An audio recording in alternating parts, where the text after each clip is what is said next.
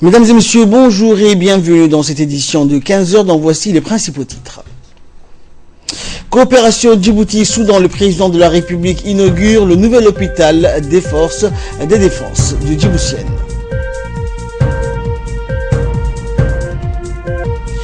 Et au Nigeria, plusieurs dizaines de morts dans un double attentat suicide.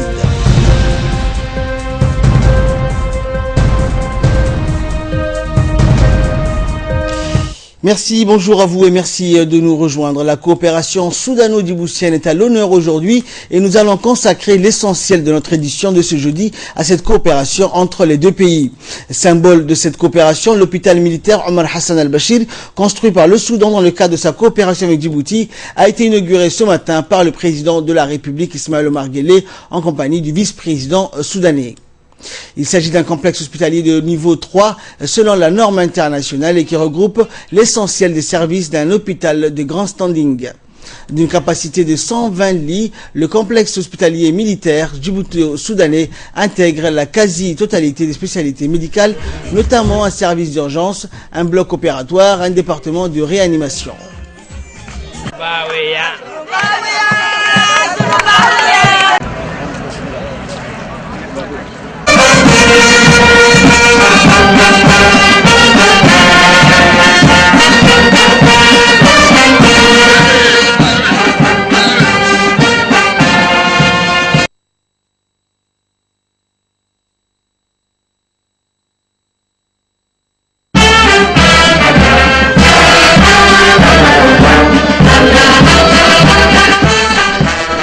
La cérémonie d'inauguration de cet hôpital a débuté avec l'arrivée du chef de l'État Ismaël Omar Guelleh qui a été accueilli à son arrivée à l'hôpital militaire djibouto-soudanais par le chef d'état-major général des armées, le général de division Zakaria Cheikh Ibrahim et le ministre de la Défense Hassan Dalal Houfani.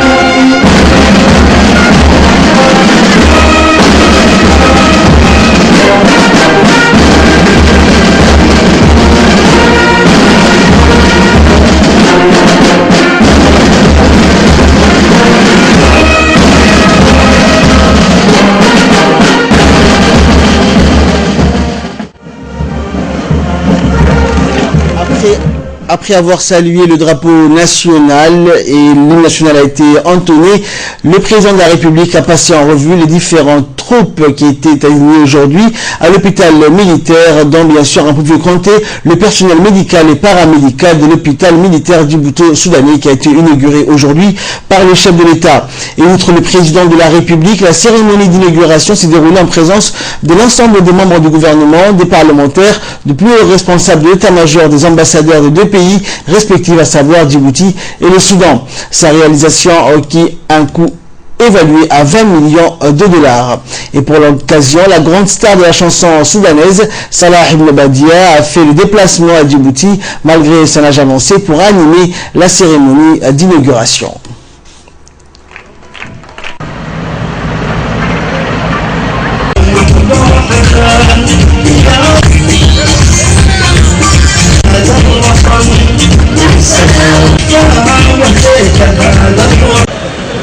قدرت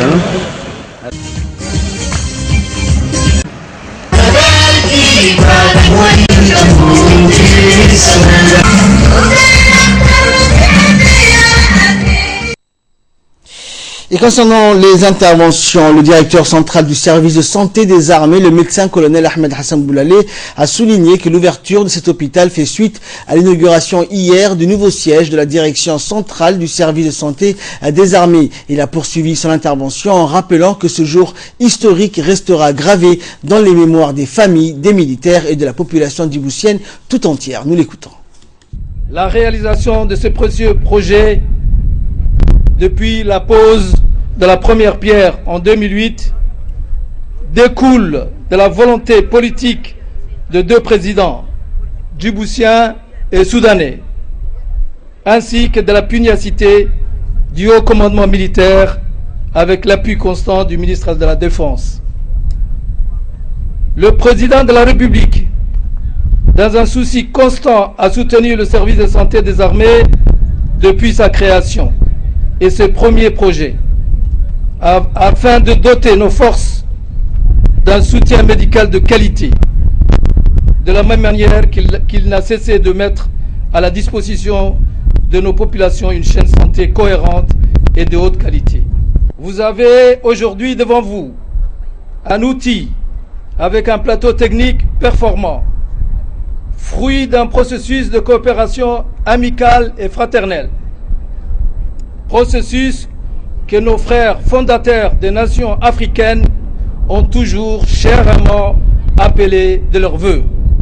Nous serons, j'en suis convaincu, à la hauteur de la confiance placée en nous, en tenant la promesse devant vous qu'aucun soldat, qu'aucune famille de militaires ne se trouvera dans un désert sanitaire sur notre territoire. J'exhorte chaque militaire et chaque famille de porter à cœur, au même titre que l'unité, matrice fondatrice et pierre angulaire de notre nation.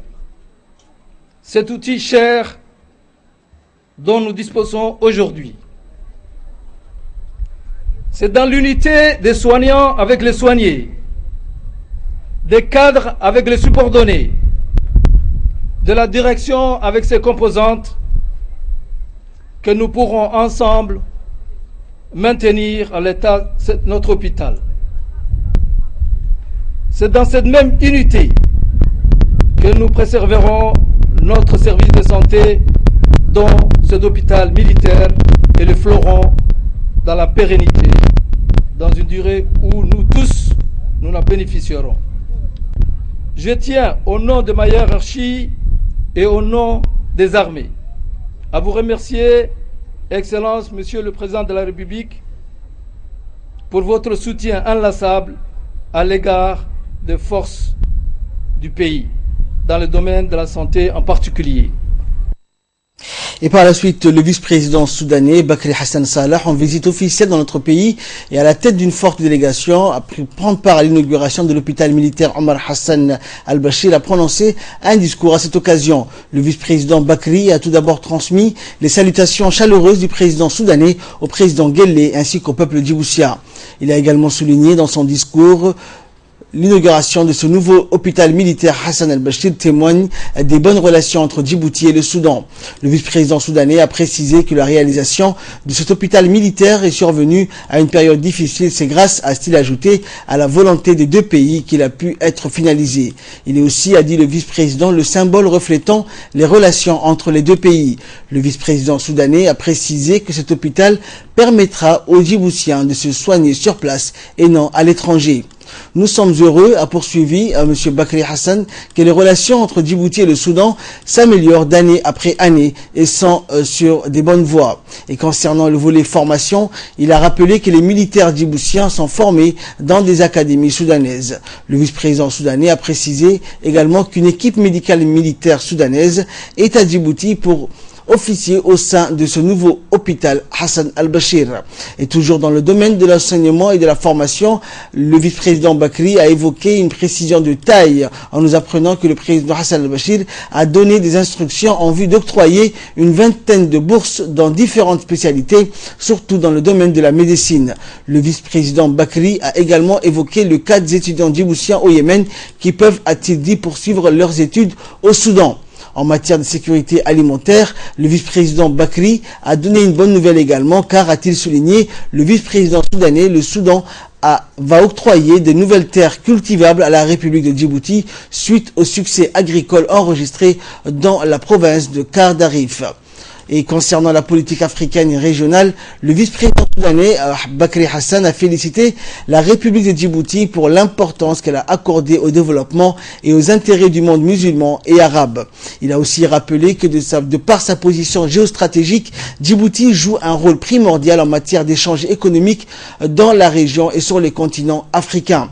Bakri Hassan n'a pas omis dans son discours d'évoquer le conflit au Yémen et a félicité la République de Djibouti pour l'accueil chaleureux et efficace vis-à-vis des réfugiés yéménites fuyant le conflit dans leur pays. Il n'a pas manqué aussi de féliciter également Djibouti pour son engagement auprès de l'Alliance arabe durant le conflit au Yémen. En ce qui concerne la situation au Soudan, le vice-président soudanais a précisé que le dialogue national continue à Khartoum et est dans sa 4e année. Il a également ajouté que la situation au Darfour s'améliore, permettant à la République de Djibouti qui a fui le conflit entre communautés d'y revenir. Il a enfin précisé que les relations entre le Sud-Soudan est sur la bonne voie. Le Premier ministre djiboutien a remercié également dans un discours qu'il a prononcé à cette occasion le vice-président soudanais Bakri Hassan Salah pour sa participation à la cérémonie d'inauguration de cet hôpital. Le Premier ministre Abdelkader Kamil Mohamed a indiqué dans son allocution que le nouvel hôpital est le fruit de la coopération entre les deux pays. La présente infrastructure est un hôpital gouvernemental indépendant destiné aux forces armées et à leurs familles. À cette occasion, a dit le Premier ministre, nous remercions le gouvernement et le peuple soudanais pour cette réalisation qui va sans nul doute resserrer davantage les liens existants entre les deux peuples et les deux pays.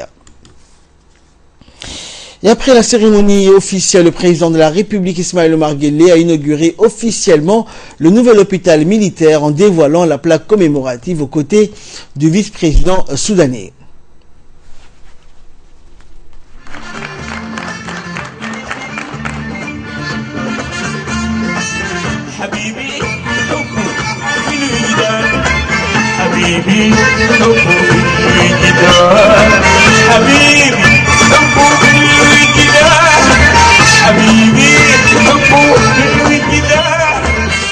Après l'inauguration officielle de cet hôpital, il a été procédé à une visite guidée des principaux services qui composent cet hôpital. En effet, plusieurs services de prestation de soins composent cette structure sanitaire, dont un service de gynécologie et obstétrique, un service d'anesthésie et de réanimation, un service de kinésithérapie moderne, un service d'accueil et d'urgence, un service d'imagerie médicale, un service de biologie polyvalent, une pharmacie intra-hospitalière et une pharmacie externe ouverte au public, ainsi que des services de soutien.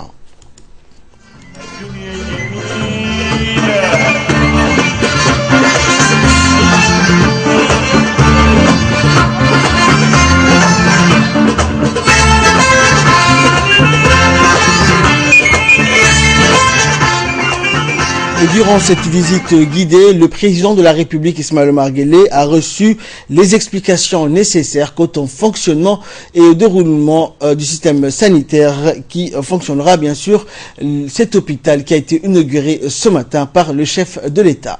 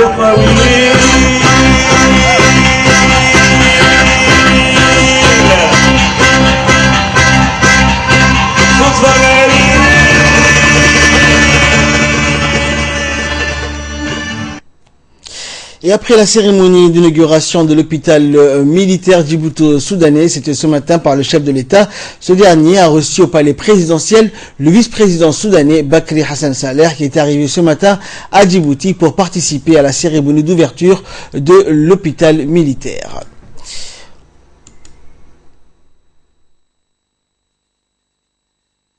Entre le président Guelleh et le vice-président soudanais Bakri Hassan Salah, les relations d'amitié qui existent entre les deux pays et les moyens de les raffermir davantage. rappelant que cet hôpital est de niveau 3 dans la norme internationale et il regroupe l'essentiel des services d'un hôpital de grand standing. Ont participé à cette rencontre le ministre de la Défense soudanaise, le ministre des Affaires étrangères soudanais.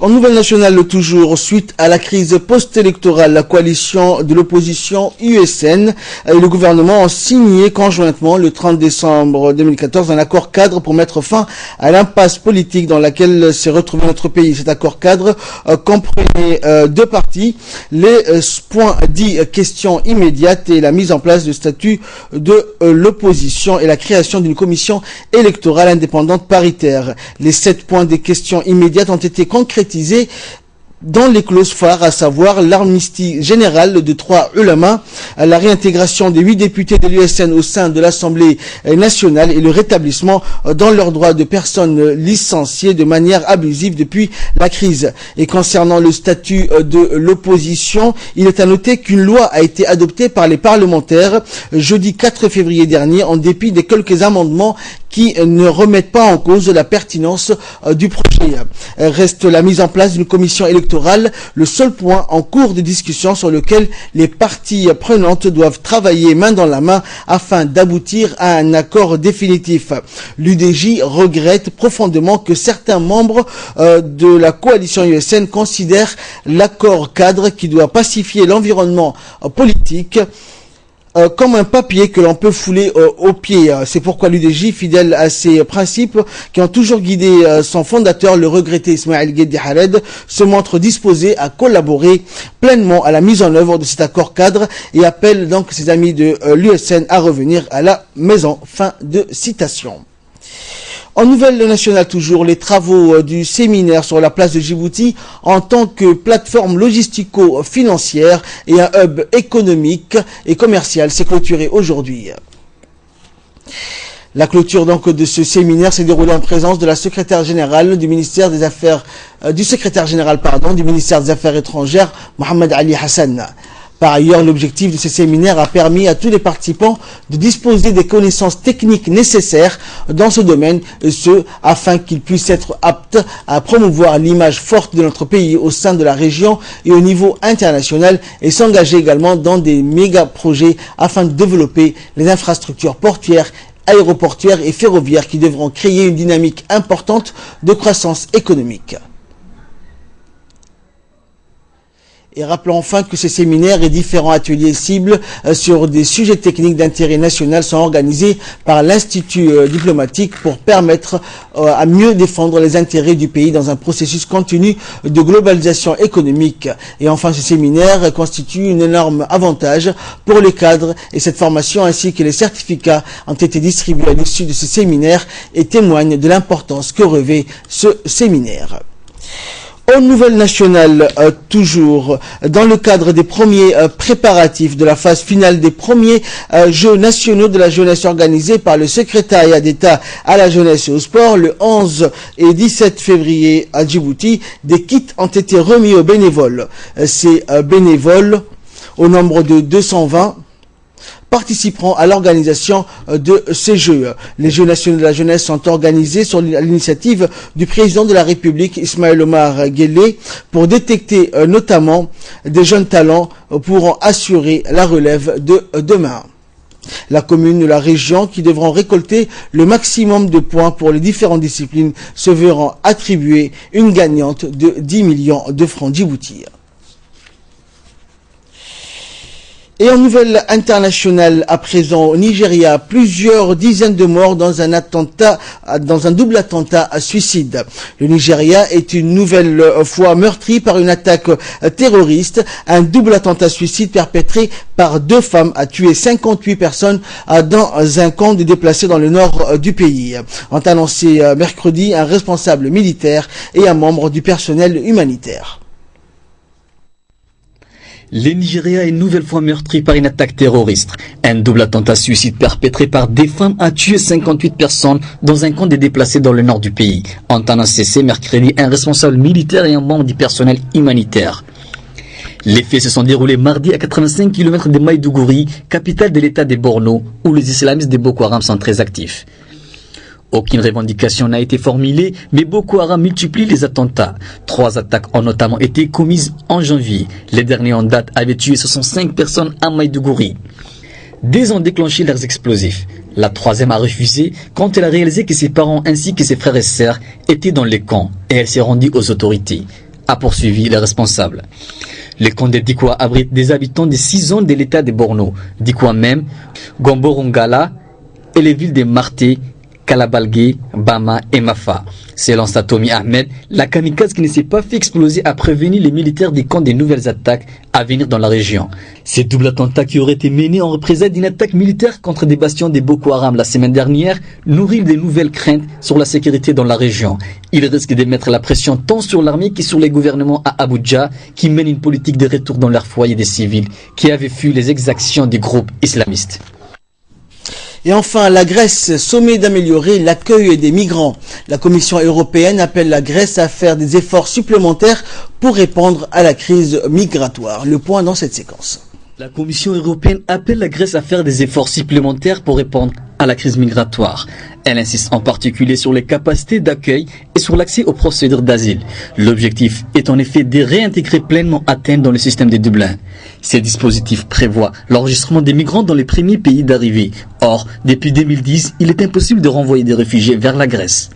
Pour le commissaire chargé de la migration, il s'agit seulement de respecter les règles. Ce n'est pas notre intention. Je vais dire, ce n'est pas l'intention de la Commission et je pense que les États membres non plus ne veulent pas accabler la Grèce, ajoute Dimitris Avramopoulos. Plus d'1 million de réfugiés ont rejoint l'Europe l'année dernière. Pour répondre à cette crise, les pays membres ont difficilement accepté la mise en place d'un processus de relocalisation des demandeurs d'asile arrivés en Italie et en Grèce. Mais ces systèmes ne fonctionnent pas. Seules 497 personnes ont bénéficié de cette répartition, alors que l'objectif est de relocaliser en 2 ans 160 000 demandeurs d'asile. Le commissaire a donc envoyé une lettre au ministre de l'Intérieur. Il n'est pas question pour le moment de lancer des procédures d'infraction, précise Dimitris Avramopoulos. Il s'agit de mettre les États membres face à la responsabilité. La Grèce est aussi accusée de négligence dans la surveillance de ses frontières extérieures. Donc, c'est ainsi que prend fin cette édition. Merci à vous de nous avoir suivis. Restez avec nous. Donc, nous nous retrouverons dans quelques instants pour le focus de cet après-midi.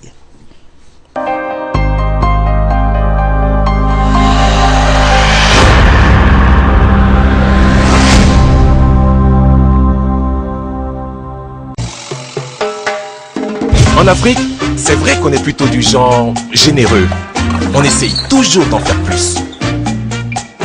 Et on voit les choses en grand. En fait, on aime juste se faire plaisir. C'est pourquoi Canal+ lance la Semaine Généreuse, votre nouveau programme de fidélité. Profitez de chaînes offertes pendant 1 semaine.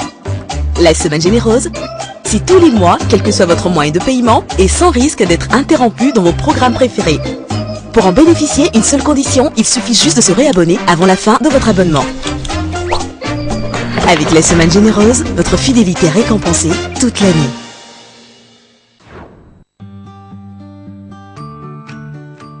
Le lait Saoudia est disponible sur le marché djiboutien. C'est un lait de qualité que vous trouverez dans tous les points de vente.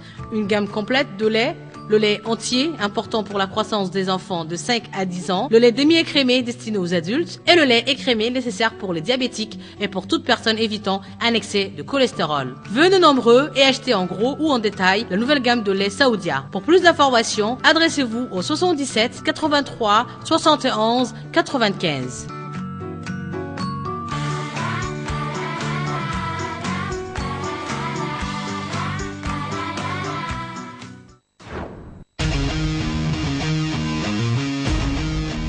Pour débuter l'année 2015, nous avons le plaisir d'annoncer une très bonne nouvelle à nos chers clients. Pour marquer sa confiance, Toyota Motor Corporation vient d'accorder à Marie Locomotive la possibilité d'étendre la garantie à tous ses modèles. Elle était de 20 000 km ou 15 mois et passera à 24 mois ou 25 000 km. Ceci a pu être réalisé car 100% de nos personnels sont certifiés Toyota. Avec des équipements modernes et de qualité, une infrastructure adaptée aux exigences du constructeur. Faites confiance aux professionnels.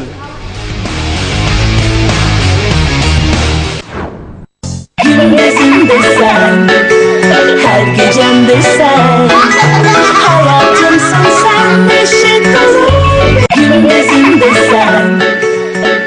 حفاضات بيبي ستار يحافظ على جسم طفلك ويجعله ناشفا ويعطيه حيوية ونعومة نقية. طفلك يستحق إذن حفاضات بيبي ستار.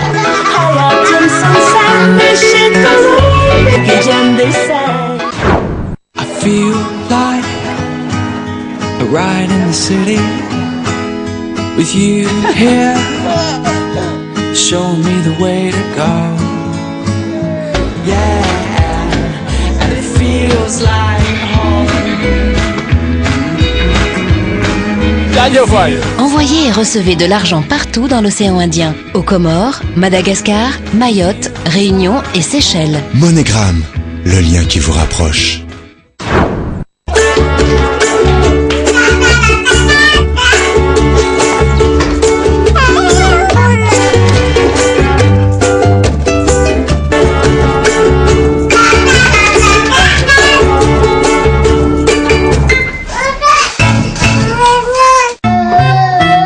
Pour une croissance saine de vos enfants, choisissez le lait Modilac, enrichi aux vitamines et en fer.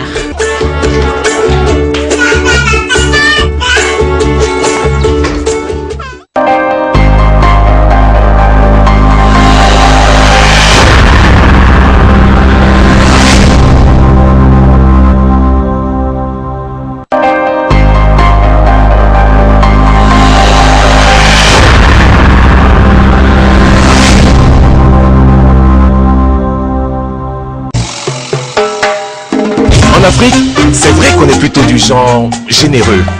On essaye toujours d'en faire plus. Et on voit les choses en grand. En fait, on aime juste se faire plaisir. C'est pourquoi Canal+ lance la Semaine Généreuse, votre nouveau programme de fidélité. Profitez de chaînes offertes pendant une semaine. La Semaine Généreuse, c'est tous les mois, quel que soit votre moyen de paiement, et sans risque d'être interrompu dans vos programmes préférés. Pour en bénéficier, une seule condition, il suffit juste de se réabonner avant la fin de votre abonnement. Avec la Semaine Généreuse, votre fidélité est récompensée toute l'année.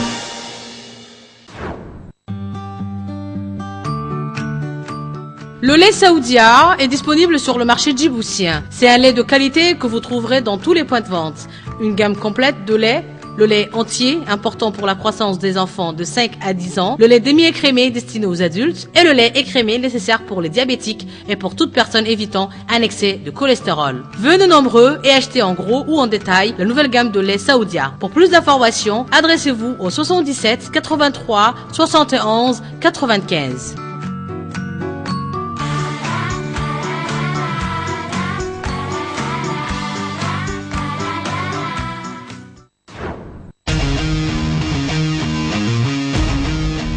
Pour débuter l'année 2015, nous avons le plaisir d'annoncer une très bonne nouvelle à nos chers clients. Pour marquer sa confiance, Toyota Motor Corporation vient d'accorder à Marie Locomotive la possibilité d'étendre la garantie à tous ses modèles. Elle était de 20 000 km ou 15 mois et passera à 24 mois ou 25 000 km. Ceci a pu être réalisé car 100% de nos personnels sont certifiés Toyota. Avec des équipements modernes et de qualité, une infrastructure adaptée aux exigences du constructeur. Faites confiance aux professionnels. Gündüzüm desen, her gecem desen, hayatımsın sen, ışık olur, gündüzüm desen. حفاضات بيبي ستار يحافظ على جسم طفلك ويجعله ناشفا ويعطيه حيوية ونعومة نقية. طفلك يستحق إذن حفاضات بيبي ستار.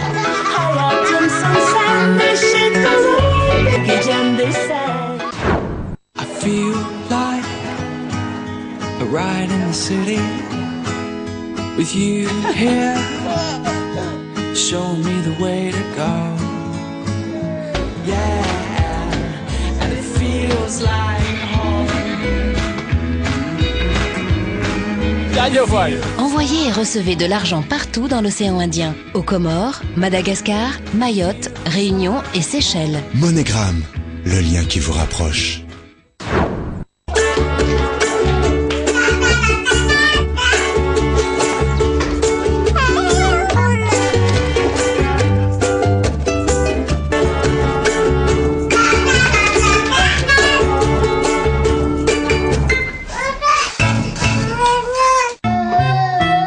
Pour une croissance saine de vos enfants, choisissez le lait Modilac, enrichi aux vitamines et en fer.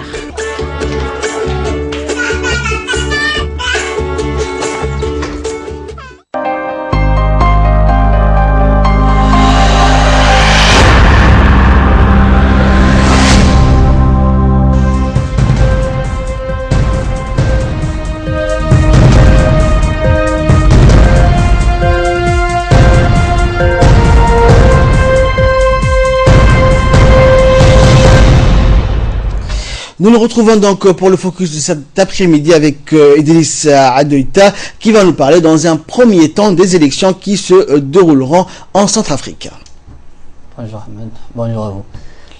Les Centrafricains s'apprêtent à voter pour le législatif et les seconds tours de la présidentielle dimanche prochain. Dernière ligne droite pour le législatif et les seconds tours de la présidentielle en RCA dimanche prochain. À quelques jours de ces échéances, les calmes règnent. Des anciens premiers ministres Faustin Touadéra et Anicet Georges Dolegele sont au coude à coude pour cette dernière ronde de la présidentielle. L'autorité nationale des élections, qui a reçu du matériel électoral supplémentaire samedi dernier, annonce que toute la logistique sera disponible ce jeudi dans tous les pays. Plus de 300 policiers et gendarmes ont été formés à la sécurisation des élections, alors que la campagne électorale s'est déroulée sans incident majeur pour le moment. Comparativement au premier tour de la présidentielle, l'engouement pour la campagne électorale a quelques PBC. Cela pourrait expliquer par l'essoufflement financier de certains acteurs politiques. En effet, ils sont 110 candidats aux législatives à avoir annoncé la retrait de la course, faute des moyens pour continuer. Le premier tour de la présidentielle fut crédité d'une participation de 119%. Les Centrafricains espèrent les mêmes engouements et les mêmes états d'esprit pour un retour à la normale après 3 ans d'une guerre civile fratricide. Et dans un second temps, donc toujours dans cette page focus, l'affaire qui relie Pyongyang à une tir d'une fusée. Donc c'était une affaire qui n'avait pas été autorisée. Oui, ce sont les premières images de la fusée lancée par la Corée du Nord dimanche dernier, diffusée par la télévision officielle. Les images de propagande s'accompagnent des commentaires élogieux. Si la Corée du Nord maintient qu'il s'agissait de mettre en orbite un satellite, pour les Occidentaux, les tours de cette fusée du programme d'armement de Pyongyang et la mine réjouie des dirigeants Kim Jong-un n'est pas pour les rassurer. Plus d'un mois après la 4e essai nucléaire de la Corée du Nord, ce nouvel épisode a poussé les responsables militaires sud-coréens, américains et japonais à s'engager à partager les renseignements. Les Japonais et les États-Unis ont aussi durci leurs sanctions vis-à-vis du régime les plus isolés du monde. Autre conséquence, la fermeture de la zone intercoréenne des Kaesong, cette zone industrielle est en territoire nord-coréen, où étaient installées 124 entreprises sud-coréennes est en cours d'évacuation et la démonte Séoul. Près de 55 000 Nord-Coréens y travaillaient. Donc merci Idriss pour ce focus et toutes ces précisions. C'était le focus. Merci à vous de nous avoir suivis et très bon après-midi à toutes et à tous.